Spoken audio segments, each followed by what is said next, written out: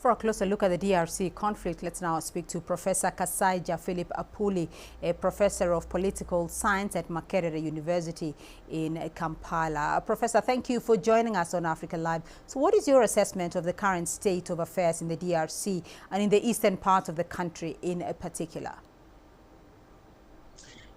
Well, thank you very much for having me.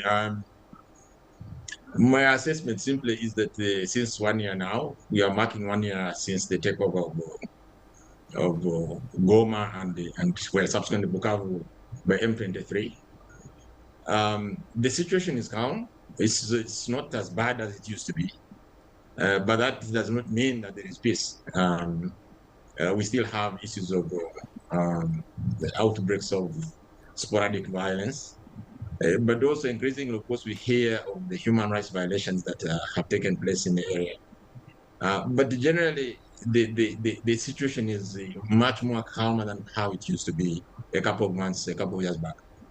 So, Professor, you know, Goma and Bukavu remain under the control of M23 rebels. Is this scenario likely to persist, or is there a chance that all captured territories will revert to a central authority in the DRC? Well, in the context of de facto control, the M23 is the de facto authority in Eastern DRC, in Bukavu and Goma, to be specific. But of course, we know there have been processes that have taken place in Doha and in Washington. I can only say that in the interim, the de facto control of the two cities is in the control of M23, and that's a fact on the ground right now.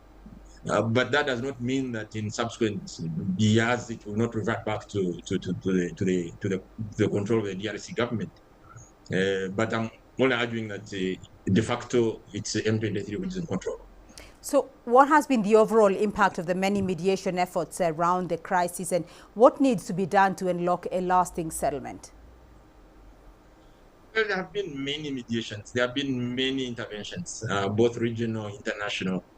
But also unilateral in terms of the regional countries intervening or unilaterally, and that has not worked. I think within the context of the processes that we have, whether you are talking about Rwanda, which now has been consolidated into Rwanda and Nairobi, which has been consolidated into one process, I think what is required is it's dialogue.